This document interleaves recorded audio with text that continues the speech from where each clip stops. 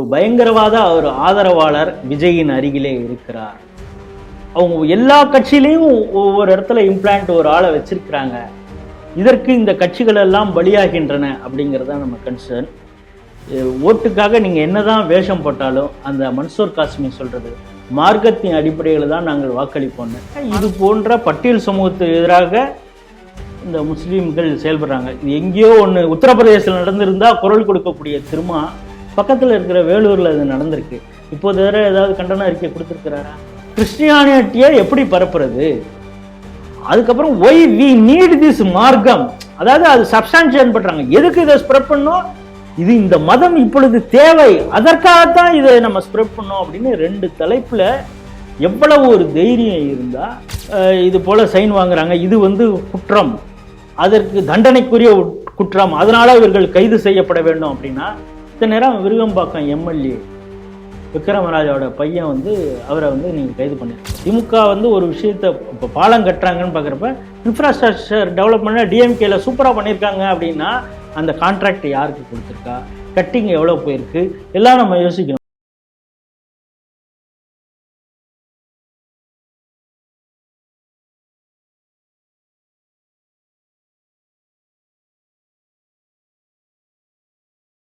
தேசபக்த Sri TV நேயர்களுக்கு வணக்கம். இன்று சிந்திக்க இருக்கக்கூடிய செய்திகள் குறித்து முதலில் பார்க்கலாம். இஃப்தார் விருந்தில் முஸ்லிம் குல்லா போட்டு கலந்து கொண்ட தாவேகா கட்சி தலைவர் நடிகர் விஜய். வேலூர் கொணவட்டம் ஆஜ்பூரா பகுதியில் இறுதி ஊர்வலத்திற்கு மாலை எடுத்துச் சென்ற இந்துக்கள் மீது முஸ்லிம்கள் தாக்குதல்.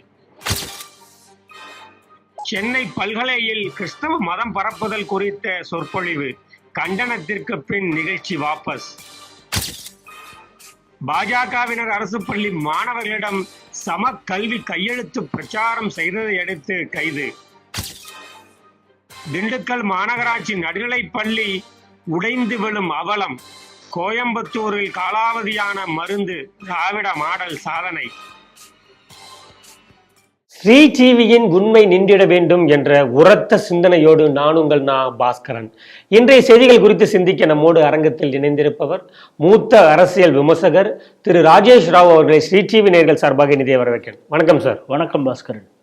இன்றைய முதல் செய்தியாக தாவேகா கட்சி தலைவரும் நடிகருமான விஜய் இஃப்தார் நோம்புல கலந்துக்கிட்டு அதே உடையில் குல்லா போட்டுக்கிட்டு ஒயிட் அண்ட் ஒயிட்ல அந்த விழாவில் கலந்துக்கிட்டு இருந்திருக்காரு. இந்த செய்தி எப்படி பார்க்குறீங்க?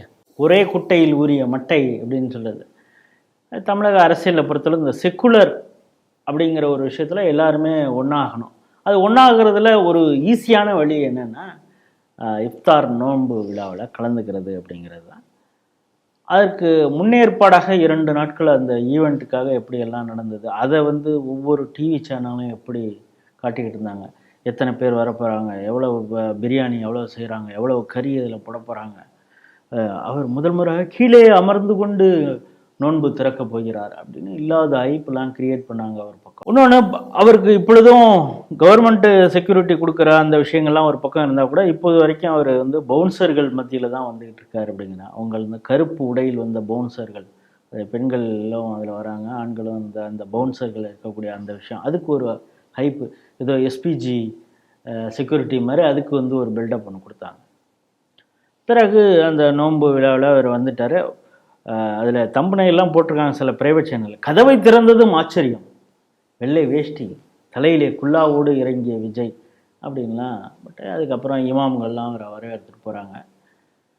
சாதாரணமாக முஸ்லீமில் அவங்க முஸ்லீம் பண்டிகைகளில் அவங்களுடைய இது போன்ற மாஸ் கூட்டத்தோடு நடக்கக்கூடிய தொழுகைகளில் அந்த மத குருமார்கள் முன்னால் இருப்பாங்க அப்படிங்கிறது ஒன்று. அதை தாண்டி ஏக இறைவன் அவர் தான் நமக்கு எல்லாம், அங்கே வேறு யாரும் ஐப்பு யாருக்குமே கிடையாது, ஸ்பெஷல் யாருக்குமே கிடையாது அப்படின்லாம் பேசுவாங்க, உருட்டுவாங்க. அது ஒரு பக்கம். ஆனால் நேற்று ஃபுல் அண்ட் ஃபுல் பார்த்திங்கன்னா அந்த இஃப்தார் நோன்பு நிகழ்ச்சிங்கிறதையும் தாண்டி விஜயை பார்ப்பதற்காக முண்டி அடித்து ஈவன் அந்த பேரிகார்டு வச்சதெல்லாம் தாவி குச்சிலாம் போயிருக்காங்க. இன்னும் அவர் அது கூடவே வரக்கூடிய ஒரு இஸ்லாமிக் ஸ்பீச்சை இவர் சொல்கிறார், ப்ரீச்சர் நீங்கள் யாரும் பக்கத்தில் வராதிங்க, அவர் நம்மளுடைய உணர்வுகளை புரிந்து கொண்டு வந்திருக்கிறார், ஆஹா ஓஹான்னு பில்டப் கொடுத்து பேசுகிறாரு. அப்படி இருந்தாலும் இளைஞர்கள் கேட்க மாட்டேங்கிறாங்க. பலரும் பல குற்றச்சாட்டுகளாக்கும் அதுக்கப்புறம் சொல்கிறாங்க என்னென்னா, அவங்க நோன்பு நோக்காதவங்கெல்லாம் கூட உள்ள வந்துட்டாங்க, எங்களுக்கு இல்லை, அதில் உள்ள அனுமதிக்கப்படலை, அவரை பார்க்கணுன்னு தானே வந்தோம், அவர் கட்சியிலேருந்து தானே வந்தோம் அப்படிங்கிறது. அப்புறம் இன்னொரு சரியான ஒரு வேஷம் ஒன்று போட்டாங்க. என்னென்னா, இவங்க மற்ற இடத்துல இப்படி நடந்துப்பாங்களான்னு நமக்கு தெரியாது, அதுக்காக சொல்ல வேண்டியதாக இருக்குது. தவேக கட்சியினர் பலரும் அந்த ஃபங்க்ஷனுக்கு வராங்க. ஒய்எம்சிஏ கிரவுண்டில் தானே நடந்தது. வரும் பொழுது இது ஒரு ப்ரைவேட் ஃபங்க்ஷன், ஒரு இஸ்லாமியர்களுக்கான ஒரு நிகழ்ச்சி. இதில் கட்சி கொடி இருக்கக்கூடாதுன்னு வரவங்க எல்லாம் தவேகா கொடி வச்சுட்டு கார் வருது. ஆனால் அங்கே வந்ததும் அதெல்லாம் அவங்க ரிஜிஸ்டர் பண்ணுறாங்களாம் அந்த மக்களுக்கு, நாங்கள் உங்களுக்கு எவ்வளோ மரியாதை கொடுக்குறோம் பாருங்கன்னா, அவங்களுடைய அந்த கொடியெல்லாம் அவுக்கிறது, அதையும் வீடியோகிராஃப் பண்ணுறாங்க. அதெல்லாம் அவங்களுடைய சமூக வலைதளங்கள்லாம் போட்டு படம் காட்டுறாங்க. அவன் நடிகராக வந்ததுனால அது ரொம்ப ஈஸியாக இருக்கும் போல இருக்கு, படம் காட்டுறாங்க ஒரு பக்கம். இதன் மத்தியில் திமுக அவங்களுடைய சமூக வலைதளங்களில் விஜய் குறித்து ஒரு எதிர்பிரச்சாரம், அதாவது முஸ்லீம்கள் மீது ஒரு வன்மம் வருவது மாதிரி ஒரு விஷயம் பண்ணுறாங்க. என்னென்னா, இவருடைய 2-3 படங்களில் இஸ்லாமியர்களை ஒரு தீவிரவாதியாக காட்டியிருக்கிறார். துப்பாக்கி படம் சர்ச்சை நடந்ததெல்லாம் நம்ம பார்த்தோம். அந்த துப்பாக்கி படம் சர்ச்சை நடந்த பொழுது அப்போவே நம்ம விஎஸ்ஆர்சி வெப்தளத்தெல்லாம் அதுக்கு எழுதியிருக்காங்கன்னா, முருகதாஸை மிரட்டி சில காட்சிகளை அவங்க நீக்க சொன்னாங்கிறது. இன்னொன்று அவங்களுக்கு என்னென்னா, அது ப்ரொடாமினண்ட்டாக இந்தியா முழுக்க இருந்த ஒரு சொல்லாடலை அந்த சினிமாவில் பயன்படுத்தியிருப்பாங்க. ஸ்லீப்பர் செல்னு பாதி பேர் இங்கே அப்படி தான் இருக்கிறான் அப்படிங்கிறதுனால அது எங்களை பாதித்து விட்டது அப்படின்னு சொல்லி பல பிரச்சனைகள்லாம் அந்த படத்துக்கு எதிராக போராட்டங்கள் 27 அமைப்புகள் இருக்குது இல்லையா, அடிப்படைவாத முஸ்லீம் அமைப்புகள், அவங்கெல்லாம் போராட்டினாங்கிறது. ஸோ அதை இப்பொழுது சொல்லி இது போல இவர் இஸ்லாமியர்களுக்கு எதிராக இருந்தவர், அந்த மக்கள் இவர் செய்யக்கூடிய டிராமாவை நம்ப போகிறார்களா அப்படின்னு இதில். ஸோ இதை ப்ரூவ் பண்ணக்கூடிய ஒரு சூழல் அவருக்கு கட்டாயம் இருக்கிறது. நீங்கள் இப்போ வரைக்கும் விஜயோடைய அரசியல் பார்த்தீங்கன்னா, ஈவன் பெருவெள்ளம் மழை வந்த பொழுது கூட அவர் வீட்டுக்கு வர சொல்லி நலத்திட்ட உதவிகளை கொடுத்தார். அதனால தான் பலரும் கிண்டல் பண்ணார். ஈவன் பல அரசியல் தலைவர்கள், சுதந்திர போராட்ட வீரர்கள் இவருடைய பிறந்த நாளுக்கெல்லாம் கூட அவர் வீட்டிலேயே ஃபோட்டோ வச்சு புஷ்பாஞ்சலி பண்ண அந்த விஷயங்கள்லாம் பார்க்குறோம். இப்படி ஒர்க் ஃப்ரம் ஹோமாக இருந்த விஜய் முதலாக வெளியே வருகிறார். வெளியில வரக்கூடிய ஃபங்க்ஷனே முதல் ஃபங்க்ஷனே எதுன்னா இஃப்தார் நோன்பு தான் அப்படிங்கிறத பார்க்குறோம்.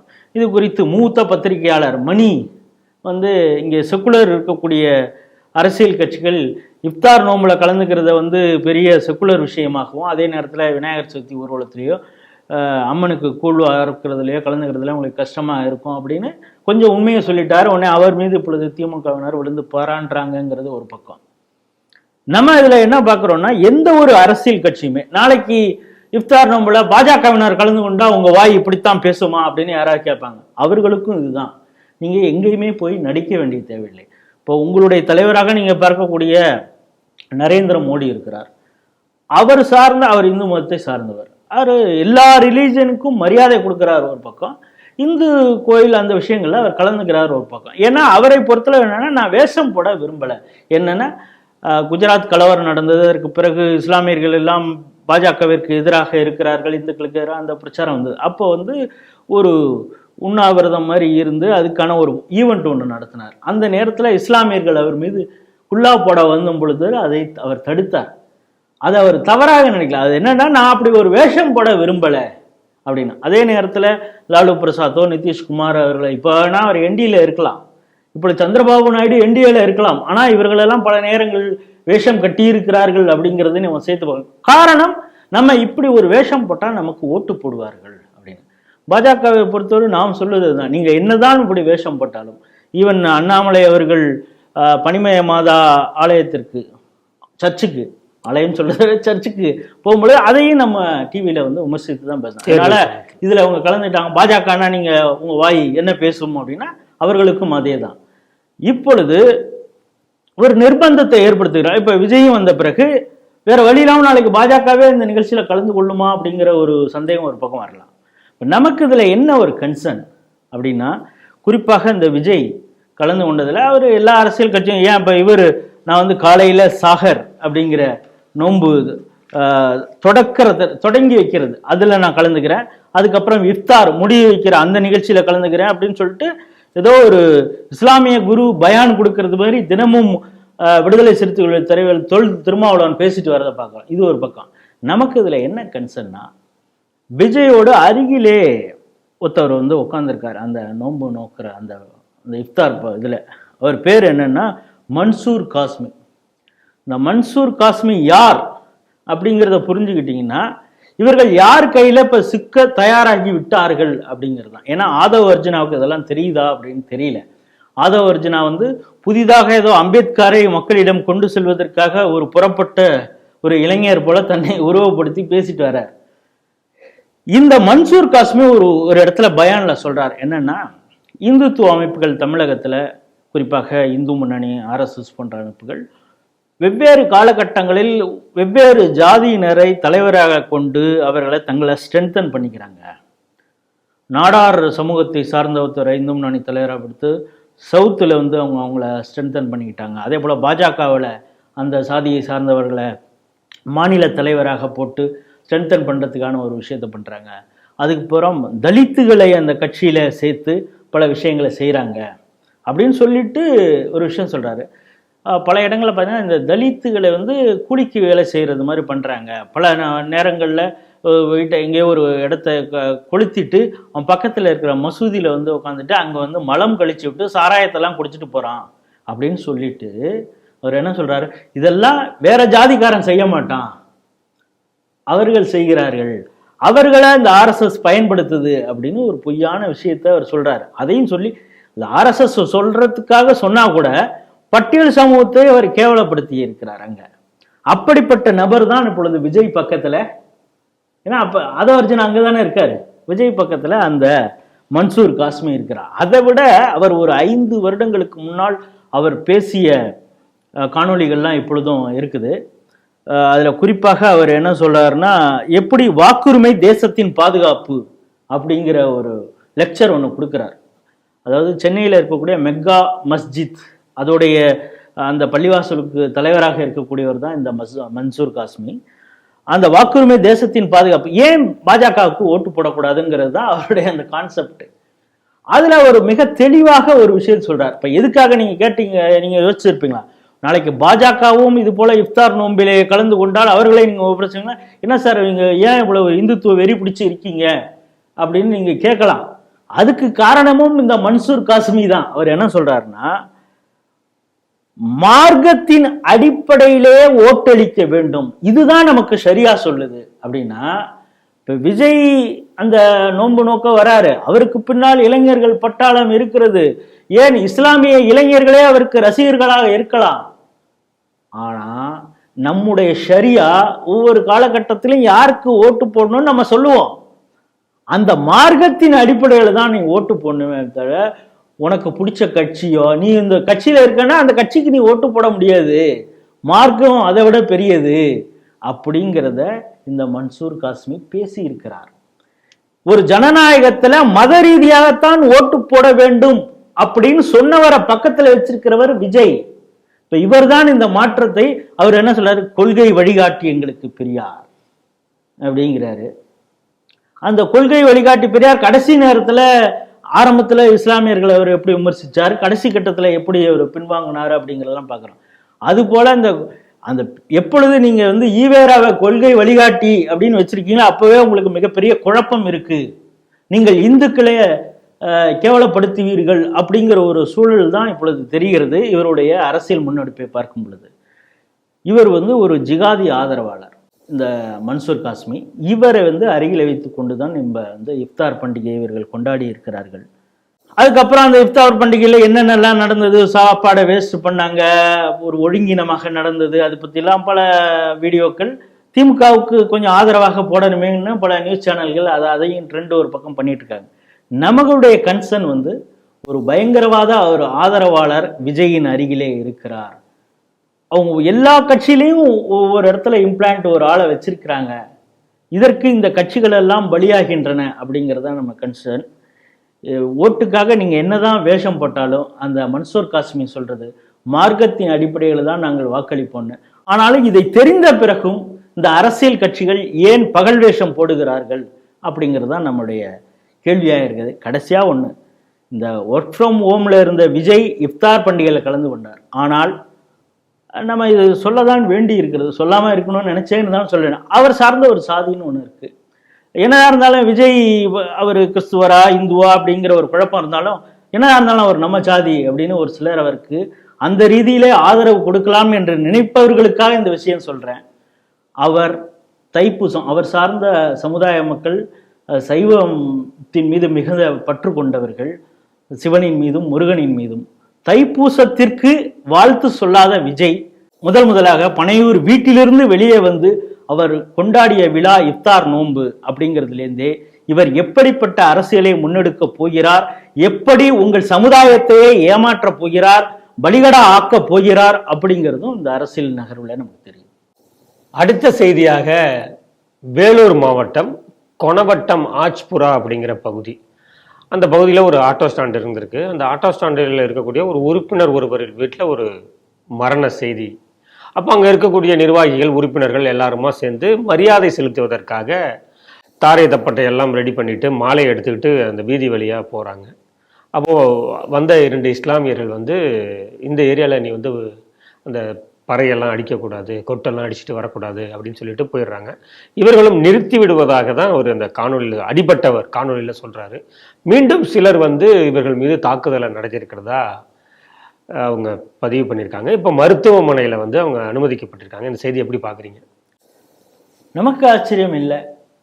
இப்போ நீங்கள் வெளியே பார்க்கும் பொழுது என்ன சொன்னீங்கன்னா, அது வந்து ஒரு ஆட்டோ ஸ்டாண்டில் இருந்தாங்க, அவங்களுக்கு தெரிஞ்ச ஒருத்தர் இறந்துருக்காரு, அவருக்கு மாலை போட பறை கொட்டிக்கிட்டு போனாங்க.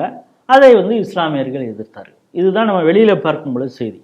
நசுக்கப்பட்டோம், மிதிக்கப்பட்டோம், தடுக்கப்பட்டோம் அப்படின்னு ஒரு பக்கம் ஒரு பிரச்சாரமும், திமிரி எழுவோம் திருப்பி அடிப்போம் அப்படின்னு ஒரு அரசியல் முழக்கத்தையும் சொல்லக்கூடிய விசிகாவினருடைய ஆட்டோ ஸ்டாண்டு தான் அது. ஃபர்ஸ்ட் அடங்கமறு அத்துமீறு. ஆனால் அவங்கள பார்த்ததும் அடங்கிட்டாங்கங்கிறது ஒரு பக்கம். அடங்கிட்டாங்களா அப்படின்னு நீங்கள் கேட்பீங்க. அதுக்கு நான் இப்போ சொல்கிறேன். இது போல் இறந்த உடனே இவங்க அந்த மாலை, அது நம்ம இங்கேயும் கூட பார்த்துருக்கோம், மாலையை எடுத்துகிட்டு போவாங்க, அதுக்கு அடிச்சுட்டு போவாங்க, டான்ஸ் ஆடிட்டுலாம் போவாங்க அப்படின்னு. அது மசூதி வழியாக போகும்பொழுது இப்போ நீங்கள் பாருங்கள், நீங்கள் மசூதி வழியாக வேண்டுமென்றே அவர்களை வந்து கோபப்படுத்துறது மாதிரி பாரத் மாதா கி ஜெய் அப்படின்னு கோஷம் போடுறீங்க, வந்தே மாதரம்னு கோஷம் போடுறீங்க, அவங்களுக்கு எது சொன்னா கோபம் வருமோ புரோவோக் ஆவாங்களோ அதை சொல்லி நீங்க இது பண்றீங்க, இந்த இந்து முன்னணி சந்து முன்னணிக்கு வேலையே இதுதான் அப்படின்னு இந்த சமூக வலைதளங்கள்லாம் பொங்குவான். இவர்களுக்கு ஆதரவாக செக்குலர் வேடமிட்ட அரசியல் கட்சிகளும் இஸ்லாமிய ஓட்டு பொறுக்கிகளும் வந்து பேசுவதை நம்ம பார்த்துருக்குறோம். இப்போ அவங்களுக்கு ரொம்ப வேண்டப்பட்ட ஒரு ஆள் இறந்துருக்கிறான், அதுக்கு மாலை போட அவங்க முறைப்படி கொட்டு கட்டிட்டு போயிருக்கிறான். பா இந்த ஒரு கொஞ்சம் தூரத்துக்கு அடிச்சுட்டு போகாமல் போ அப்படின்னு சொன்னால் கூட அவங்க ஏதோ சொல்லிட்டு சரி ஏதோ சொல்கிறாங்களேன்னு போயிடும். முதல்ல அப்படி ஏன் போகணுங்கிறது ஒரு கேள்வி. இப்போ இவன் நம்மள்கிட்ட கேட்குறான்ல, தீக்காக்காரன், நான் ஏன் அதை செய்ய வேண்டும்? முருகன் வந்து திணையையும் அந்த இந்த இதையும் தானே சாப்பிட்ருப்பார், மாமிசத்தையும், அவரே ஷெட்யூல் ட்ரைபு தானே, அப்படியெல்லாம் நம்மளை கேள்வி கேட்குறோம். இப்போ இதுக்கெல்லாம் வந்து மதிவதனை கேள்வி கேட்பாரா அப்படின்லாம் நீங்கள் வந்து வெயிட் பண்ணிட்டுலாம் இருக்காதீங்க. கண்டிப்பாக அவங்க கேட்க மாட்டார். ஏன்னா அவங்க தலைவர் திருமாவளவனே கேட்கலைங்கிறது தான் அதில் விஷயம். இப்போ அந்த பிரச்சனை வந்தோடனே உங்களுக்கு தெரியும், இது போன்ற இடங்களில் இஸ்லாமியர்களால் பிரச்சனை வரும் பொழுது அவன் அரசியல் கட்சிகளுக்கு ஃபோன் பண்ணுறதை விட இந்துத்துவ அமைப்புகளுக்கு தான் ஃபஸ்ட்டு ஃபோன் பண்ணுவான். அதே போல் அந்த ஆட்டோ ஸ்டாண்டில் இருக்கலாம் சின்னா அப்படிங்கிறவன் இந்து முன்னணி அங்கே கோட்டை பொறுப்பாளராக இருக்கக்கூடிய மகேஷுக்கு ஃபோன் பண்ணி சொல்கிறான், அண்ணா இது மாதிரி நாங்கள் மட்டும் மாலை எடுத்துகிட்டு தானே போனோம் கொட்டை கட்டிட்டு, இவங்க 2 பேர் இந்த நீங்கள் சொன்னீங்களே கண்டிச்சுட்டு போனாங்க, வரப்போ 20 பேரோட அவன் வந்திருக்கான், உடனே பாட்டில் கல் எடுத்து வீசி அடிச்சிருக்கானுவான். இப்போ நீங்கள் சொன்னீங்க அடங்கமீறு அத்துமீறு எல்லாம் அந்த சிறுத்தை சீட்டாக்கள்லாம் அட்டி வாங்கிட்டு ஓடி இருக்காங்க. 8 பேருக்கு அடி, அதில் 3 பேருக்கு பலத்த காயம், அதில் ஒரு ஆளுக்கு, அதாவது அந்த அடுக்கம்பாறை மருத்துவமனையில் போய் அட்மிட் பண்ணிட்டு வந்த மகேஷ் சொன்ன விவகாரம் என்ன விஷயம் என்னன்னா, அதில் ஒருத்தவனை முதுகில் ஹாலோ பிளாக் கல் இருக்குல்ல அதை எடுத்து அடிச்சிருக்கானுவான். அவனால் எழுந்திரிக்கவே முடியல, அவன் படுத்திருக்கிறான், சீரியஸான கண்டிஷனில் அவன் மருத்துவமனையில் அட்மிட் ஆகிருக்கிறான். இப்படி அடிச்சிருக்கிறாங்க. சரி, இதை வந்து மகேஷ்க்கு வந்ததுப்பா நான் வரேன், ஆனால் உங்களுக்கு பல முறை உங்களுடைய பிரச்சனைக்காக நான் குரல் கொடுத்ததுக்காக இந்து முன்னணி வந்திருக்கு, ஆனால் கடைசி நேரத்தில் நீங்கள் அவங்கள்ட்ட சமரசம் போயிட்டு இல்லை எங்களுக்கு அவங்க அப்படி சொன்னாங்க இவங்க இப்படி சொன்னாங்கன்னு நீங்கள் ஜகா வாங்குவீங்க. அதனால எனக்கு ஒரு இதாக இருக்குது. ஆனால் இது வந்து சமுதாயம் அப்படிங்கிறத தாண்டி இது யாருக்கு இது நடந்திருந்தாலும் நாங்கள் குரல் கொடுப்போம், நான் வேணா வரேன் அப்படின்னு சொல்லிட்டு அவர்களை பார்த்து மருத்துவமனையில் இவர் தான் போய் பார்த்துருக்காரு. அடுக்கம்பாறை மருத்துவமனையில் அவங்க அட்மிட் ஆகியிருக்காங்க. 3 பேருக்கு சீரியஸுங்கிறதுனால அவங்க இன்னும் ஹாஸ்பிட்டலில் இருக்காங்க. மற்றவங்களுக்கு சாதாரண காயங்கிறதுனால 5 பேர் வந்து டிஸ்சார்ஜ் ஆகியிருக்காங்க. சரி, இது போன்ற ஒரு கொடூரமான தாக்குதல் நடந்திருக்கு. நீங்கள் காலையில் வந்துருங்க, நம்ம வந்து மாவட்ட கலெக்டர், எஸ்பி இவங்கள்ட்ட ஒரு புகார் மனு அளிப்போம். இது மாதிரி ஒரு அராஜக செயல் நடந்திருக்கு, நம்ம கேஸ் ஃபைல் பண்ணுவோம் அப்படிங்கிறப்ப தான் அடிபட்ட போது ஃபோன் செய்த சின்னா இப்பொழுது இவர் வேலூர் மகேஷ் ஃபோன் பண்ணுறப்ப எடுக்க மாட்டேங்கிறார். திரும்ப திரும்ப முயற்சி பண்ணுறார். அப்புறம் திரும்ப ஒரு தடவை ஃபோன் பண்ணும் பொழுது எடுக்கிறாரு. அண்ணே இது மாதிரிண்ணே அப்படின்னு அப்படியே பம்புறாரு. அவருக்கு ஏற்கனவே இப்போ அனுபவம் இருக்குல்ல, அதனால் என்னப்பா என்னாச்சு, இது மாதிரி கேஸ் கொடுக்கணுமே அப்படிங்கிறப்ப, இல்லைண்ணே மேலே இப்போதைக்கு அதெல்லாம் வேண்டாங்கிறாங்க. இப்போ நீங்கள் அதில் பார்த்தீங்கன்னா இப்போ சமீப காலமாக அண்ணாமலைக்கு எதிராகவும் பாஜகவுக்கு எதிராகவும் விடுதலை சிறுத்தைகள் கட்சியிலேருந்து, அதே போல் குறிப்பாக சீமானுக்கு எதிராக, குறிப்பாக சீமான் ஈவேரா குறித்து பிரச்சாரம் செய்த பிறகு விடுதலை சிறுத்தைகள்லேருந்து ஒரு புதிதாக ஒரு அரசியல் தலைவர் தோணுது மாதிரி நீல சந்திரகுமார்னு ஒருத்தர் நீங்கள் தேடினீங்களா யூடியூப்ல அப்படியே பொங்குவார். அவர் அப்படியே இந்துத்துவ எதிராகவும் சீமானுக்கு எதிராகவும் அப்படியே பொங்குவார். அவரு தான் இவங்களுக்கு அட்வைஸ் பண்ணியிருக்காரு. அவர் தான் இங்கே வேலூரில் மாவட்ட தலைவராகவோ பொதுச் செயலாளராக இருக்கார். அவர் வந்து நம்ம பேசிக்கலாம் பஞ்சாயத்து பண்ணிக்கலாம் இப்படிக்கா அப்படின்னு அப்போ மகேஷ் சொல்லியிருக்காருப்பா, ரைட்டு, உன்னை அடிபட்டப்ப எவனும் இந்த மாவட்ட தலைவரோ உன் கட்சிக்காரரோ இல்லை, மாறாக உங்கள் தலைவர் வந்து சாகர் நோன்பும் இருக்கிறார், இஃப்தார் நோன்பும் இருந்து இஸ்லாமியர்களே அப்படியே வியந்து பார்க்குற அளவுக்கு அவர் நோன்பின் மகத்துவத்தை எல்லாம் அவர் லெக்சர் பண்ணிட்டு இருக்காரு திருமாவளவன். ஆனா ஒன்னு அதே இஸ்லாமியர்கள் அதே நோன்பு காலத்திலே ரம்ஜான் காலத்துல உன்னை ஆலோபாக்கில் போட்டு அடிச்சு உன்னை கொல்ற அளவுக்கு உன்னை அடிக்கிறான். இதுக்கு என்னப்பா இது சொல்றது, இது ஒரு கேஸ் கொடுக்க கூட நீ வரமாட்டேங்கிறிய அப்படிங்கிறப்ப, இல்லைண்ணே மேலே சொல்லாம நம்ம ஒன்றும் பண்ண முடியாதுண்ணே அப்படின்னு அப்படியே இழுத்துருக்கிறான். போலீஸ் என்ன சொல்றாங்க, இல்லைங்க இவன் வந்து அந்த பள்ளிவாசல் பக்கத்துல ஏதாவது குடிச்சிட்டு போயிருப்பாங்க. ஏன்னா அவங்களுக்கு என்னன்னா பட்டியல் சமூகத்தை அப்படி சொன்னா அது எல்லாரும் நம்ப தானே போறாங்க.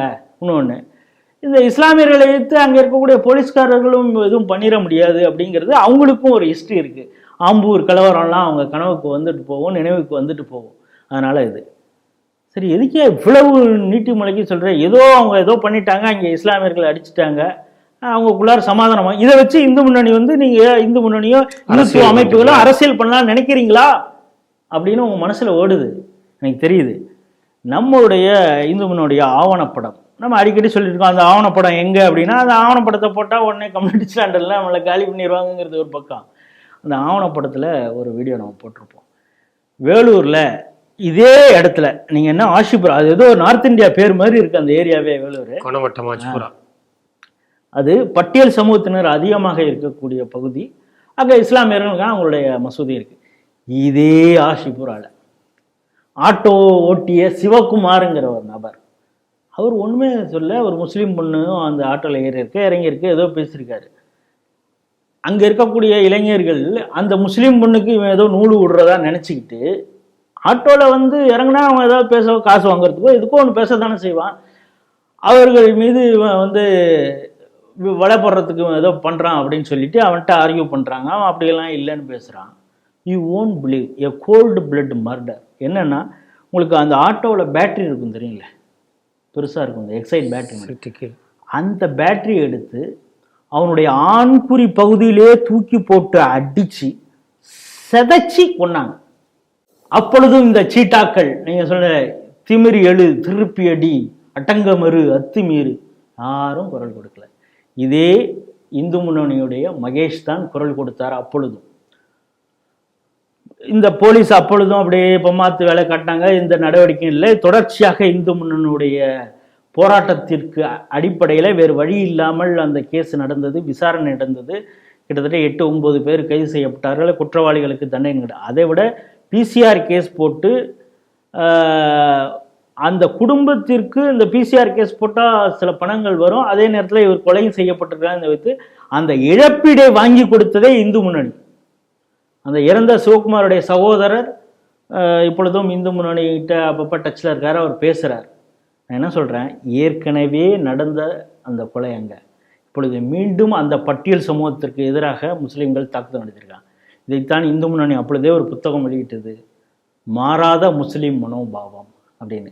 நீங்கள் ஒன்றும் சொல்கிறப்ப இந்த நோன்பு காலத்துலலாம் அவங்க அப்படியே கருணையே வடிவாக இருப்பதெல்லாம் கதையெல்லாம் விடுவாங்க, அதெல்லாம் கேட்குறதுக்கு உங்களுக்கு நல்லா இருக்கும். நிதர்சனமாக பார்த்தீங்கன்னா இந்த ப்ராக்டிக்கலில் அவங்க அந்த நேரத்தில் இன்னும் வெறி கொண்டவர்களாகத்தான் பல இடங்களில் செயல்படுறத பார்க்குறாங்க. இன்னும் சொல்லப்போனால் இந்த நோன்பு காலத்தில் இரவில் இவங்க எப்படி பைக் ரேஸ் போகிறாங்க அப்படின்னு சொல்லி நீங்கள் பீச் ரோட்டில் பார்க்கலாம். இது மட்டும் இல்லை, ஹைதராபாத்லேயும் அப்படி தான், கர்நாடகாலையும் அப்படி. ஒரு குறிப்பிட்ட ரோட்டில் உங்களால் போகவே முடியாது, அந்த அளவுக்கு இந்த ரம்ஜான் மாதத்தில் அவங்க பைக் ரேஸ் இளைஞர் விடுவாங்க. நீங்கள் அதை போய் தட்டி கேட்டிங்கன்னா அந்த போலீஸுக்கே அங்கே உயிருக்கு உத்தரவாதம் இல்லை. இப்படிப்பட்ட ஒரு சூழல் இருக்கிறது. தொடர்ச்சியாக இது போன்ற பட்டியல் சமூகத்துக்கு எதிராக இந்த முஸ்லீம்கள் செயல்படுறாங்க. இது எங்கேயோ ஒன்று உத்தரப்பிரதேசத்தில் நடந்திருந்தால் குரல் கொடுக்கக்கூடிய திருமா பக்கத்தில் இருக்கிற வேலூரில் இது நடந்திருக்கு. இப்போது வேற ஏதாவது கண்டன அறிக்கை கொடுத்துருக்கிறாரா? இல்லை, எங்கள் சமுதாயத்தினர் இப்படி காட்டு மிராண்டித்தனமாக நடந்து கொண்டார்கள், இனி இப்படி நடக்கக்கூடாது அப்படின்னு ஜாவேரில் ஏதாவது பேசியிருக்கிறாரா? இல்லை, இவங்க கட்சியிலே ஒரு பயங்கரவாத ஆதரவாக பல சாஃப்டா பேசக்கூடிய ஆளூர் ஷானவாசன் இருக்காரு, அவர் இதுக்கு சம்பந்தமாக ஏதாவது குரல் கொடுத்திருக்கிறாரா? அப்படிங்கிறதெல்லாம் யோசிக்கும் பொழுது உங்களுக்கு தெரியும், இவங்க அவங்களோட ஏதோ ஒரு வகையில சமரசம்.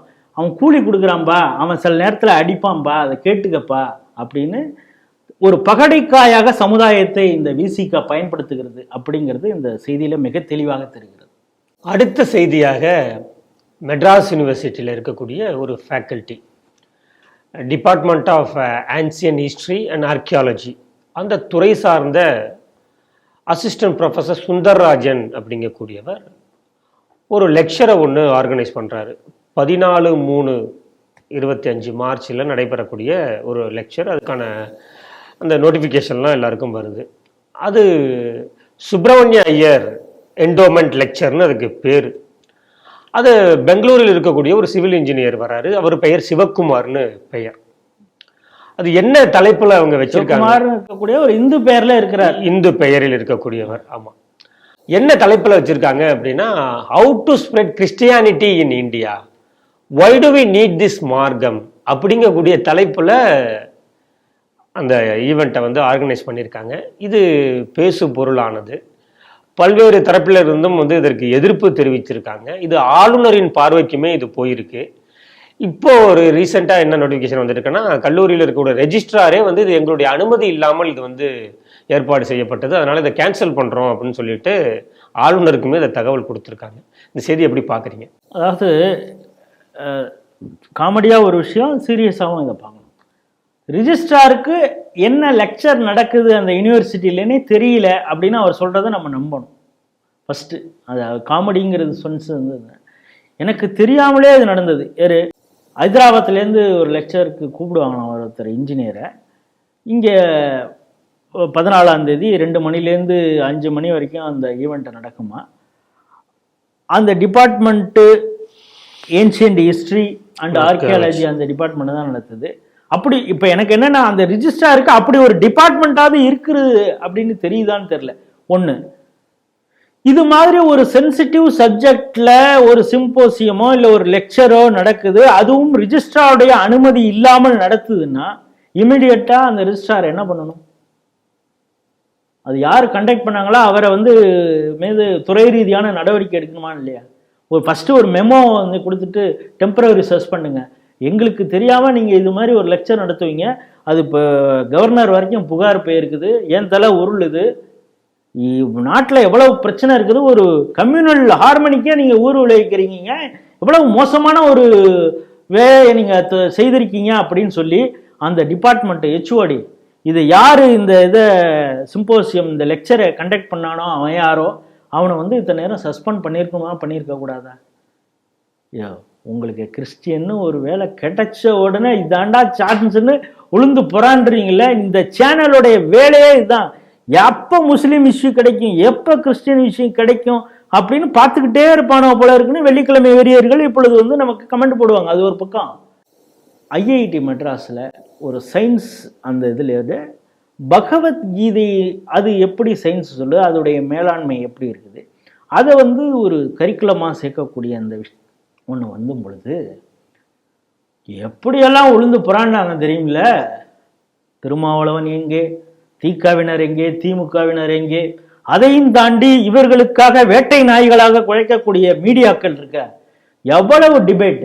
அதுவும் இப்பொழுது இந்த எலெக்ஷன்ல வெற்றி பெற்று திமுகவிற்காக சொம்படிக்கக்கூடிய வகையில பிரஸ் கிளப்ல ஒருத்தர் இருக்காரு, நெல்சன் சேவியர்னு. இவர் அப்பொழுது நியூஸ் 7ல இருந்தார். பகவத்கீதையை வைத்துக்கொண்டு நீங்க மேலாண்மையும் அது அறிவியல் தளத்திலே அதை ஒரு கரிக்குலத்தில் சேர்ப்பீர்களா அப்படின்னு அதுக்காக விவாதம் நடத்தினாரு. அது அந்த விவாதமே வேறு விதமாக போனது. அதை கண்டித்து அப்பொழுது அந்த ஓனர், அந்த டிவி சேனலோட ஓனரை வந்து இந்துத்துவ தலைவர்கள்லாம் போய் மீட் பண்ணி கண்டனம் தெரிவித்ததெல்லாம் உண்டு. எப்படி ஒரு கரிக்குலத்தில் அது அந்த ஒரு பார்ட், இது மேலாண்மைக்கு இது எந்த அளவுக்கு இருக்கு அப்படின்னு ஒரு கரிக்குலத்தை சேர்க்கும் பொழுது விழுந்து பிராண்டியவர்கள் இப்ப என்னடான்னா ஒரு லெக்சர் நடக்குது. அது எப்படின்னா இந்தியாவில் கிறிஸ்டியானிட்டியை எப்படி பரப்புறது, அதுக்கப்புறம் ஒய் வி நீட் திஸ் மார்க்கம், அதாவது அது சப்ஸ்டான்ஷியேட் பண்றாங்க. எதுக்கு இதை ஸ்ப்ரெட் பண்ணோம், இது இந்த மதம் இப்பொழுது தேவை, அதற்காகத்தான் இதை நம்ம ஸ்ப்ரெட் பண்ணோம் அப்படின்னு 2 தலைப்புல எவ்வளவு ஒரு தைரியம் இருந்தா மதம் மாற்றுவது. அதாவது இவங்களுக்கு கண்டியூசிவான ஆட்சி தமிழகத்துல வந்துருச்சு. இப்ப என்னன்னா அந்த டிபார்ட்மெண்ட்ல இருக்கிறவர் பாருங்க, நான் கிறிஸ்டியானிட்டிக்கு எவ்வளவு ஸ்பேஸ் கொடுத்துருக்கேன் பாருங்க.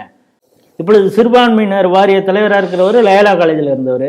இவர் தான் தமிழ்நாடு கவர்மெண்ட் சமச்சீர் கல்வி இவங்க எல்லாம் அந்த பாடத்திட்டங்கள் வகுத்துறதுல எப்படி நான் கிறிஸ்டியானிட்டியை புகுத்தினேன்னு சொன்னவர். இப்போ அவர்கிட்டலாம் சொல்லுவார், பாருங்க நீங்க சிலபஸ் மூலமாக நீங்க வந்து கிறிஸ்தவ பிரச்சாரம் செய்திருக்கீங்க, நான் யூனிவர்சிட்டியை எப்படி பயன்படுத்தியிருக்கேன் பாருங்க, உயர்கல்வியில எப்படி லெக்சரை கண்டக்ட் பண்ணி கிறிஸ்துவ மதத்தை எப்படி பரப்பதற்கு, அதுக்கு ஒரு அத்தன்டிசிட்டி ப்ரூஃப் எல்லாம் அதுல அந்த லெக்சர்ல காட்டுவதற்கு அது வந்து பவர் பாயிண்ட் பிரசன்டேஷனோட எவ்வளவு அழகா பண்ணியிருக்கோம் பாருங்க. பார்த்து அந்த எஜமான்ட்ட சொல்லி அடுத்தது எனக்கு ப்ரொமோஷனுக்கு ஏதாவது வைஸ் சான்சலர் வரத்துக்கோ இதுக்கோ நீங்க ஏற்பாடு பண்ணணும். நீங்க அப்படி ஏற்பாடு பண்ணீங்கன்னா நான் வைஸ் சான்சலர், அதாவது டிபார்ட்மெண்ட் ஹெச்ஓடி வந்து வைஸ் சான்சலர் அளவுக்கு வந்துட்டாருன்னா நான் இன்னும் உங்க மதத்திற்கு சொம்படிப்பேன் அப்படிங்கிறதுக்காக இந்த நிகழ்ச்சியை அவங்க கண்டக்ட் பண்றாங்களா அப்படிங்கிறது தெரியல. இது வந்து சீரியஸ். இதுல வந்து பாராட்டத்தக்க ஒரே ஒரு விஷயத்தை மட்டும் நம்ம சொல்லிடணும். ஏன்னா இந்த விஷயம் வாட்ஸ்அப்பில் ஆரம்பத்தில் பரவுது. இப்படி 14ஆம் தேதி இந்த நிகழ்ச்சியை கண்டக்ட் பண்ணுறாங்க அப்படிங்கிறப்ப ஒரே நாடு இதனுடைய நம்பி நாராயணன் மற்றவங்கெல்லாம் வாட்ஸ்அப்பில் பகிர்றாங்க. இது சம்மந்தப்பட்டவர்கள் போகுது. குறிப்பாக டாக்டர் காயத்ரி சுரேஷ் இவங்க செனட் உறுப்பினராக ஆரம்பத்தில், இப்போ அவங்களுடைய அந்த பதவியில் இருக்காங்களான்னு தெரியாது, அவங்க பாஜகவை சார்ந்தவங்க தான். அந்த சித்தாந்தத்தின் மீது சரியான பிடிப்பு இருக்கக்கூடிய ஒரு நபர். இன்னைக்கு மகளிர் தினம், அதற்காகவே இந்த நாரி சக்தி அப்படின்னு சொல்கிறோம், அவங்கள அந்த நேரத்தில் பாராட்ட வேண்டியது. உடனடியாக அவங்க வந்து சம்பந்தப்பட்ட துறைக்கும் குறிப்பாக ராஜ்பவனுக்கு கவர்னருக்கும் இந்த தகவலை கொடுத்திருக்க வேண்டும். அதனால தான் அடிச்சு பிடிச்சி அந்த இருக்கக்கூடிய ஹெச்ஓடி, ஹெச்ஓடி என்ன சொல்றாரு, எனக்கே தெரியாம இந்த லெக்சர் நடக்குது, சில இஷ்யூ அட்மினிஸ்ட்ரேட்டிவ் இஷ்யூ, அவர் என்ன சொல்றாரு, அட்மினிஸ்ட்ரேட்டிவ் இஷ்யூ அதனால கேன்சல் பண்றோங்கிறாரு. ரிஜிஸ்ட்ரார் என்ன சொல்றாரு, இது எனக்கே தெரியாம இந்த ஈவெண்ட்டை கண்டக்ட் பண்ணிட்டாங்க, அதனால நான் சம்பந்தப்பட்ட டிபார்ட்மெண்ட்டுக்கு கூப்பிட்டு நான் அதை கேன்சல் பண்ண சொல்லியிருக்கேன்னு சொல்லி அவர் ராஜ்பவனுக்கு லெட்டர் எழுதுறாரு. இப்ப என்னன்னா இதற்கு முட்டு கொடுப்பதற்கு, ஏன்னா அவர்களுடைய ஓட்டு பிச்சை நாள் வந்த அரசு அப்படின்னு அவங்களே ஒத்துக்கிறாங்க, அவங்களும் அதை சொல்றாங்க. அதனால இவங்க வேறு விதமாக நெருக்குதல்களை உங்களுக்கு கொடுப்பாங்க. இதை எப்படியாவது இந்த ஈவெண்ட்டை வேற விதமாவது நடத்திடணும், உங்க போரத்தில் நடத்தலைன்னா கூட நாளைக்கு லயோலா காலேஜ்லயாவது நாங்க இதை நடத்தி காட்டுறோம்னு ஒரு விடாப்பிடியாக இந்த அரசு செய்ய போகுது. அது ஒரு பக்கம் இருந்தா கூட உடனடியாக நடவடிக்கை எடுத்த சம்பந்தப்பட்ட துறைக்கு சொல்லி இதை நடவடிக்கை எடுத்து இதை கேன்சலேஷன் பண்ணுவதற்கு மிக முக்கியமான காரணமாக இருந்த டாக்டர் காயத்ரி சுரேஷ் அவர்களை இந்த நேரத்தில் ஸ்ரீடியின் சார்பாக எனது தனிப்பட்ட முறையில் எனது வாழ்த்துக்களை தெரிவித்துக் கொள்கிறேன். இது போல ஏதோ ஒரு இஷ்யூ நடந்ததுன்னா அதை அட்ரஸ் பண்ணி அதை வந்து சரி செய்யக்கூடிய வேலையில சிந்தாந்தத்தில் பிடிப்பு இருக்கக்கூடியவர்கள் செய்ய வேண்டிய வேலை அவர் சரியான நேரத்தில் இதில் செய்திருக்கிறார். அதனாலும் அவரை நாம் பாராட்டுகிறோம். அடுத்த செய்தியாக பாஜகவினரை சேர்ந்தவர்கள் இந்த சமக்கல்வி கையெழுத்து இயக்கம் அப்படிங்கிறத ஆரம்பித்து அதை முன்னெடுத்துக்கிட்டு இருக்காங்க. அதில் காரைப்பாக்கம், இங்கே இருக்கக்கூடிய காரைப்பாக்கத்தில் மாநில செயலாளர் எச்ஜி சூர்யா தலைமையில் அந்த மாணவர்களிடையே கையெழுத்து பெறக்கூடிய இயக்கத்தை நடத்தியிருக்காங்க. அதை முன்னிட்டு தமிழக அரசு என்ன பண்ணியிருக்காங்கன்னா, காவல்துறை வந்து எச்ஜி சூர்யா உள்ளிட்ட 5 பாஜக நிர்வாகிகளையுமே கைது பண்ணியிருக்காங்க. அதாவது மாணவர்களிடம் வலுக்கட்டாயமாக கையெழுத்து பெறப்பட்டது அப்படின்னு சொல்லிட்டு. இந்த செய்தி எப்படி பார்க்குறீங்க? இதுக்கு கைது செய்வதற்கு ஏதுவாக ஏற்கனவே அன்பில் மகேஷ் கொடுத்த பேட்டியை நம்ம பார்த்துருக்கோம். நீங்கள் வலுக்கட்டாயமாக அவங்களா வந்து கையெழுத்து போட்டால் போதும். இப்போ என்ன ஒவ்வொரு மாணவர் வீட்டில் போய் கையெழுத்து வாங்குவாங்களா என்ன? மாணவர்கள்ட்ட ஒரு விழிப்புணர்வை ஏற்படுத்தணும் அப்படின்னா நீங்கள் என்ன பண்ணுவீங்க? ஸ்கூல் வாசல் நின்று தானே அந்த பிரச்சாரத்தை பண்ணுவீங்க. இப்பொழுது ஸ்கூலுக்கு அருகாமலே கஞ்சாலாம் கிடைக்குது, கஞ்சா போட்டெலாம் கிடைக்குது, எல்எஸ்டி கிடைக்குதுங்கிற அளவுக்கு அவன் பேசிகிட்டு இருக்கான். ஒரு நல்ல விஷயம். நீ நாளைக்கு 3வது மொழி வந்தால் நீ படிப்பியா படிக்க மாட்டியா? இப்போ இதுக்கு ஒரு இனிஷியேட்டிவ் எடுக்கிறீங்க, அது வந்து அதற்கு எதிராகவும் திரும்புவதற்கு வாய்ப்பு உண்டு தானே. நீங்கள் தான் சொல்கிறீங்க பாஜக இந்தியை திணிக்கிறது, கண்டிப்பாக 3வது மொழியை படிக்க வேண்டும் என்று திணிக்கிறது, கட்டாயப்படுத்துகிறதுன்னு சொல்கிறீங்க. இப்போ இந்த பாஜகவினர் இது மாதிரி ஸ்கூலுக்கு முன்னே வாசல் நின்றுக்கிட்டு, அரசு பள்ளியில் நின்றுக்கிட்டு இது மாதிரி சைன் போடுங்கடாங்கிறப்ப அங்கே இருக்கிற பயலே எங்களுக்கு நீங்கள் வேணும்னே இந்தியை திணிக்கிறீங்களா அப்படின்னு அவர் சொன்னால் கூட நீங்கள் தான் உங்களுக்காக கொத்தடிமை வேலையை செய்வதற்கு பல ஊடகங்கள் இருக்கிறது. ஏன்னா பாஜகக்காரன் ஒட்டாத போஸ்டரை வச்சு அரசியல் பண்ணவங்க நேற்று முழுக்க சந்தான பாரதியை ஒட்டி விட்டார்கள். அமித்ஷா யாரென்று இவர்களுக்கு தெரியவில்லைன்னு கடைசியில் இந்த ப்ரெஸ்ஸு பாஜகவுக்கு இருக்கக்கூடிய புரோட்டோகால் ஒரு நோட்டீஸ் சாதாரண மாநில தலைவர், மாவட்ட தலைவர், மாவட்ட தலைவர், தேசிய தலைவர் இருக்கணும். அங்கே இருக்கக்கூடிய மாவட்ட தலைவர், அது பொதுச் செயலாளர் இருந்தாங்கன்னா பொதுச் செயலாளர், அவருக்கு மேலே இருக்கிறவங்க யாரோ மாவட்ட பொறுப்பாளர்கள், அவங்களுடைய ஃபோட்டோலாம், இதெல்லாம் வந்து புரோட்டோகால். அது மட்டும் இல்லாமல் இது எந்த ப்ரெஸ்லேருந்து அடித்தாங்க அந்த ப்ரெஸ்ஸோட அட்ரஸும் டிஃபால்ட்டாக இருக்கணும். இதெல்லாம் இல்லாமல் ஒரு போஸ்டர் ஒட்டும் பொழுது இது எந்த தில்லாலங்கடி வேலைன்னு யாருக்கும் தெரியாதா? ஆனால் இதை வைத்தே நேற்று நாள் முழுக்க இவங்க பிரச்சாரத்தை ஒன்று தொடங்கினாங்க. இப்படி கோக்குமாக்கு பண்ணக்கூடிய இந்த திமுக பள்ளி மாணவர்கள்ட்ட அவங்க சைன் இன்னொன்று கையை பிடித்து பிஸ்கெட்டை கொடுத்து, ஏதாவது பிஸ்கெட்டை கொடுக்கறதுனால ஒருத்தன் சைன் போடுவானு. இப்போ நீங்கள் நீட்டுக்கு 1 கோடி கையெழுத்து வாங்கினோம் அப்படின்னு உதயநிதி ஸ்டாலின் சொன்னார். 1 கோடி கையெழுத்து நீ எங்கே வாங்கின? பொதுமக்கள்கிட்ட மட்டுமே வாங்கினீங்க. அதாவது இவங்க என்ன சொல்கிறாங்க, பழைய வீடியோக்கள்லாம் நம்ம ஆட்கள் சமூக வலைதளங்களில் எடுத்து போட ஆரம்பிச்சிட்டாங்க. ஈவன் ஸ்ரீ டிவிலேயே கூட நம்ம போட்ட ஷார்ட்ஸு அது பெரிய லெவலில் ஷேர் ஆகிருக்குது. விருகம்பாக்கத்தை சேர்ந்த எம்எல்ஏ எப்படி ஸ்கூல் உள்ளே போயிட்டு மத்திய அரசுக்கு எதிரான ஒரு பிரச்சாரத்தையும், அவர் ஏதோ இன்ஜினியரிங் படித்தாராம், அப்போ கூட என்ட்ரன்ஸ் இருந்தது, இப்போ என்ட்ரன்ஸுங்கிறத எடுத்ததே கலைஞர் தான், அப்படிப்பட்ட ஆட்சி நம்ம கொடுத்துட்டு இருக்கோம். இப்போ நீங்கள் வந்து எப்படி காமர்ஸ் ஸ்டூடெண்ட்டுக்கிட்ட போய் பேசிகிட்டு இருக்கிறாங்க. காமர்ஸ் அதை விட காமெடி, காமர்ஸ் ஸ்டூடெண்ட் என்னதான் இருந்தாலும் நீ நாளைக்கு நீட்டில் எழுதி நீ வந்து டாக்டர் ஆக முடியாது, இருந்தாலும் இந்த நீட்டுக்கு எதிராக நான் போராட வேண்டும்னு சொல்லி காமர்ஸ் ஸ்டூடெண்ட்டுக்கிட்டே நீ போய் சைன் வாங்கின ஆள். அந்த அளவுக்கு தற்குறி, திராவிட மாடல் திடல் தற்குறின்னு சொல்கிறாங்களா, அது மாதிரி தான் இவங்க இருக்கிறாங்க. அதுவே ஒரு பைத்தியகாரத்தனம். சரி, அந்த பைத்தியகாரத்தனத்தை நீ வீடியோ எடுத்து அப்போ பெருமையாக எடுத்து போட்டுக்கிட்டேன். இப்போ அதுதான் உனக்கு பேக் ஃபயர் ஆகிருக்குது. இவர் என்ன சொல்கிறாரு, மாணவர்கள்ட்ட போய் இவங்க நாங்கள்லாம் பெற்றோர்களிடம் வாங்கினோம், எது 1 கோடி சைனு. சரின்னு இப்போ பழைய வீடியோலாம் எடுத்து பார்த்தா அவன் யூனிஃபார்ம் போட்டிருக்கான், அதுக்கு மேலே வந்து டிஷர்ட் போட்டிருக்கான். அவன் என்ன சொல்கிறான், நீங்கள் இது மாதிரி ஸ்கூல் வாசல்லே போய் வாங்குறீங்க, மாணவர்கள்னால் மாணவர்கள்ட்டே போய் சைன் வாங்குறீங்க, நாங்கள் எப்படி திருட்டுத்தனமாக அவனை வந்து ஒரு பொதுவான ஆள் அப்படிங்க, அதாவது 12-15 வருஷம் பையன்னா அவன் ஸ்கூலுக்கு தானே போவான், அதுக்கு மேலே நீ உன்னுடைய டிஷர்ட்டை போட்டால் அவன் வந்து வேற ஆளாக மாறிடுவானா? இது ஏதோ டபுள் ஆக்ட் எம்ஜிஆருக்கு மறு வச்சுக்கிறது மாதிரி தான் இவங்க பண்ணுறது. இது போலலாம் நாங்கள் கோக்கமாக பண்ணியிருக்கோம், இந்த காமெடியை நீங்கள் ஏன் பண்ணலை, அதுக்காகவே உங்களை அரெஸ்ட் பண்ணுறோம் அப்படின்னு இந்த திமுக இறங்கி இருக்குதான்னு தெரியல. இப்படி நீங்கள் மாணவர்களை கட்டாயப்படுத்தி இது போல் சைன் வாங்குறாங்க, இது வந்து குற்றம், அதற்கு தண்டனைக்குரிய குற்றம், அதனால இவர்கள் கைது செய்யப்பட வேண்டும் அப்படின்னா, இத்தனை நேரம் விருகம்பாக்கம் எம்எல்ஏ விக்ரமராஜாவோட பையன் வந்து அவரை வந்து நீங்கள் கைது பண்ணியிருக்கோம், பிரபாகர் ராஜா. இந்த நீட்டுக்கு எதிராக இந்த கையெழுத்து இயக்கத்தை பேன் நீட்டுன்னு ஆரம்பித்த உங்களுடைய நண்பர், நீங்கள் அவருடைய ரசிகர் மன்ற தலைவர் தான், அதனால் உதயநிதி ஸ்டாலினே நீங்கள் கைது பண்ணணும். அதெல்லாம் பண்ணிவிட்டு அதுக்கப்புறம் நீங்கள் எச்ஜி சூர்யா போன்றவர்களை கைது செய்யலாம். இல்லை என்னென்னா, கைது செய்யப்பட்ட உடனே அங்கே இருக்கக்கூடிய மக்கள்லாம் திரண்டு உடனே அவரை பிணையில் விட்டுருக்காங்கங்கிறது ஒரு பக்கம். தொடர்ச்சியாக இது போல இவங்க வந்து ஒரு தலைவர்களை ஐடென்டிஃபை பண்ணிட்டு இருக்காங்க. இப்போ பார்த்தீங்கன்னா அந்த திருப்பரங்குன்றம் மலை மீட்பு நடந்த பொழுது பலருக்கு அந்த ஊரில் இவர் இந்துத்துவத்துக்காக போராடுகிறார், இவர் சில பேருக்கு சைலண்டாக போராடிட்டு இருப்பாங்க, இந்த ஆர்கனைசிங் வேலையை மட்டும் பார்த்துருவாங்க, வெளியில் தெரிஞ்சிருக்காது.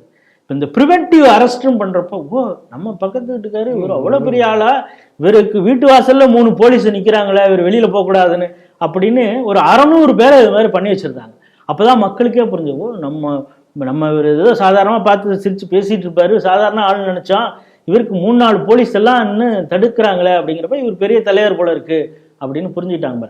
அது மாதிரி பலரை பெரிய தலைவர்களாக உருவாக்கக்கூடிய வேலையை இப்பொழுது திமுக செய்துட்டு இருக்கு. இந்த பிஆர் ஒர்க்குன்னு சொல்லுவாங்க, பர்சனல் ரிலேஷன். இதை வந்து பாஜகவிற்காக இப்பொழுது திமுக செய்ய தொடங்கி இருக்கிறது. ஏற்கனவே எம்ஜிஆர் நகரில் ஒரு 2 மணி நேரம் அந்த அம்மாவை டாக்டர் தமிழிசையை படாப்படுத்தினாங்க. அதில் அந்த போலீஸ் காமெடி சூப்பராக இருந்தது. அவங்களாம் கள்ள விட்டு அடிப்பாங்க மேடம், அதுக்காக தான் உங்கள் போராட்டத்தை நீங்கள் நிறுத்துங்க, உங்கள் கையெழுத்து இயக்கத்தை நிறுத்துங்க அப்படின்னு சொல்லிட்டு இருக்கோம். இப்போ இன்னைக்கு பார்க்குறேன், கன்னியாகுமரியில் பொன் ராதாகிருஷ்ணன் அவர்கள் கையெழுத்துது. முடிந்தால் அங்கே இருக்கக்கூடிய காவல்துறையும் அவரை அரெஸ்ட் பண்ணுறதுக்கு முயற்சி செய்யலாம். அப்படி அரெஸ்ட் பண்ணிங்கன்னா அங்கே என்ன நடக்கும் அப்படிங்கிறதும் பார்க்குறதுக்கு நம்மளும் ஆசையாக இருக்கிறோம். இந்த தமிழக காவல்துறை அது போன்ற பெரிய தலைவர்களையும் கைது செய்யுமா? எச் ராஜா அவர்களும் கையெழுத்து இயக்கத்தில் இது போல நீங்கள் கைது பண்ணி பாருங்க, இன்னும் பல விஷயங்கள் நடக்கும். பாஜக இன்னும் எழுச்சியாக மக்கள் மத்தியிலே தெரிய ஆரம்பிக்கும் அப்படிங்கிறது தான் நம்முடைய பார்வை. இறுதி செய்தியாக, திண்டுக்கல் மாவட்டத்தில் ஒரு நடுநிலைய பள்ளி மாணவர்கள் படிச்சுட்டு இருந்திருக்காங்க. படிச்சுட்டு இருக்கும்போது மேற்கூரை இடிந்து விழுந்திருக்கு. அதில் சில மாணவர்களுக்கு வந்து காயங்கள் பட்டிருக்கு. இது ஒரு செய்தி. கோவை மாவட்டத்தில் ஆரம்ப சுகாதார நிலையத்தில் ஒரு வயது முதிர்ந்தவருக்கு மருத்துவம் பார்க்க போயிருக்காரு, மாத்திரை கொடுத்துருக்காங்க. அந்த மாத்திரையில் வந்து கொஞ்சம் எக்ஸ்பைரி ஆன மாத்திரையை கொடுத்து விட்டுருக்காங்க. இப்போ பொதுவாகவே எதுக்கு இந்த செய்தியை நம்ம எடுத்திருக்கோம் அப்படின்னா, திராவிட மாடல் ஆட்சி வந்து சீரும் சிறப்புமாக இருக்கிறது, இது வந்து இந்தியாவுக்கே முன்னோடி ஆட்சியாக திகழ்கிறது அப்படிங்கிறது தான் தொடர்ந்து திமுக வந்து முன்வைத்து வருகிறது. அதை மீடியாக்களுமே அதை தான் பிரபலப்படுத்திட்டு இருக்காங்க. பாருங்க எப்பேற்பட்ட திட்டங்கள், என்னென்ன மாதிரியான முன்னோடி திட்டங்களை கொண்டு வந்துட்டு இருக்காங்க. அப்படிங்கும்போது இது போன்ற சம்பவங்களும் தொடர்ந்து நடந்துகிட்டு தான் இருக்கு. இந்த செய்தி எப்படி பாக்குறீங்க? இப்போ சமீப காலமாகவே நம்மளுடைய முதல்வர் வந்து இந்த யூடியூபர் நிறைய ஒரு வீடியோ பேச ஆரம்பிச்சாரு. அவர் ஒரு யூடியூபராக ஆகிட்டார், மீம்ஸ் கிரியேட்டர் போலெல்லாம் பேச ஆரம்பிச்சிட்டார். நம்ம பார்க்குறோம் சினிமா டயலாக்குகளை எல்லாம் அவருடைய அந்த துண்டு சீட்டை பார்த்து பேசக்கூடிய அந்த உரையிலேயே அவர் இப்பொழுது பேச ஆரம்பிச்சிருக்கார். அதுவும் எழுதி கொடுத்துருப்பாங்கன்னு நினைக்கிறேன். நாங்கள் ஏன் சுடுகாட்டுக்கு போகணும் அப்படின்னு சமீபத்தில் அவர் பேசினதில்லை. நாங்கள் ஏன்டா அர்த்தராத்திரியில் சுடுகாட்டுக்கு போகணும், அந்த டயலாக் பேசியிருந்தார். மும்மொழி கொள்கை அந்த விஷயமா. நேற்று சிஆர்பிஎஃப் அந்த ஆயுதப்படை அந்த இதுக்கு வந்த அமித்ஷா அவர்கள் பொறியியல் கல்லூரியில் அறிவியல் தளத்திலையும் தமிழை கொண்டு வாங்க அப்படின்னு அவர் சொன்னப்போ, கல்வியிலே நாங்கள் பிஹெச்டி, எங்களுக்கு இந்த அட்வைஸா, நாங்கள் தான் உங்களுக்கு அட்வைஸ் செய்கிற இடத்துல இருக்கிறோம் அப்படின்னு ஒரு உருட்டு. இதுவும் ஒரு சினிமா டயலாக் தான், நாங்கள் அதில் பிஹெச்டில அப்படின்னு. இது மாதிரி கேட்குறதுக்கெல்லாம் உங்களுக்கு நல்லா இருக்கும். ஆனால் இவங்க நடைமுறையில் எவ்வளோ கேவலமாக அட்மினிஸ்ட்ரேட்டிவ் பண்ணுறாங்க அப்படிங்கிறது தான் இந்த விஷயம். குறிப்பாக ஸ்ட்ரீட் டிவியில் இந்த சுகாதாரத்துறை as well as கல்வித்துறை எவ்வளவு மோசமாக சீரழிஞ்சிருக்கு அப்படின்னு நம்ம ஒரு டாக்குமெண்ட்ரியே போட்டிருக்கோம். திரும்ப திரும்ப அதை சொல்கிறதுக்கு நமக்கே இருக்குது. ஏன்னா நம்ம ஒரு 30-40 ஈவெண்ட்டு ஏற்கனவே இவங்க எப்படியெல்லாம் குறிப்பாக ஸ்கூல் இன்ஃப்ராஸ்ட்ரக்சர் எவ்வளவுக்கு மோசமாக இருக்கிறது அப்படிங்கிறதே ஒரு டாக்குமெண்ட்ரி இருக்குது. அதுக்கு பிறகு அரசு இந்த மருத்துவமனைகள் எப்படி இருக்கிறது, மாரத்தான் அமைச்சர் அப்படின்னு அப்போ நம்ம சொல்லிக்கிட்டு இருந்தோம். இப்போ அவரை வேறு விதமாக சொல்கிறாங்க, யார் அந்த சார் என்னென்னமெல்லாம் சொல்கிறாங்க. அதை நம்ம வந்து உண்மை தெரியாமல் நம்ம பேச முடியாது. இப்போது வரைக்கும் அவர் மாரத்தான் அமைச்சர்னே நம்ம சொல்லுவோம். யார் அந்த சார்னு தெரிஞ்ச பிறகு, கன்ஃபார்ம் ஆன பிறகு அந்த பட்டத்தையும் அவருக்கு கொடுக்கலாம். இப்போ அந்த மாரத்தான் அமைச்சர் தலைமையில் இயங்கக்கூடிய அந்த துறை எவ்வளோ கேவலமாக செயல்பட்டு கொண்டு இருக்கிறதுன்னு. ஆனால் அவங்க வெளிக்காட்டுறதுக்கு பார்த்தீங்கன்னா, இவர் போவார் திடீர்னு 7 மணிக்கு ஜாக்கிங் போயிட்டாங்க. அந்த செவிலியர்கிட்ட கேட்பார், அந்த டாக்டர் இன்னைக்கு டியூட்டிக்கு வரல, ஃபோன் அடிமா அப்படிம்பாரு. ஃபோனை அடித்த உடனே நீங்கள் அதுக்கப்புறம் உடனே சஸ்பெண்ட் அவர் அப்படின்னு. அதுக்கப்புறம் போனது பிறகு அவர் ஏற்கனவே லீவில் இருக்காருங்க அப்படின்னு தான் ரீஇன்ஸ்டேட். இது போல் வித்தியாசமான ட்ராமா வேலைகளை எல்லாம் அவர் காட்டிகிட்டு இருப்பாங்க. இப்பொழுது நீ காலாவதியான மருந்துகளை சாதாரண மக்களுடைய உயிரை பற்றி அவங்களுக்கு என்றைக்குமே கவலை இல்லை. பார்த்தோம், அவங்களுக்கு தேவைப்பட்ட அவங்க இப்போ ஏதாவது பிரச்சனைனா கவர்மெண்ட் ஹாஸ்பிட்டல்லே போய் அட்மிட் ஆகிறாங்க. இப்போ டெல்லியில் இருக்கக்கூடிய எந்த ஒரு தலைவரும், ஈவன் வாஜ்பாய் அளவுக்கு இருந்தார், முன்னாள் பிரதமராக இருந்தார்.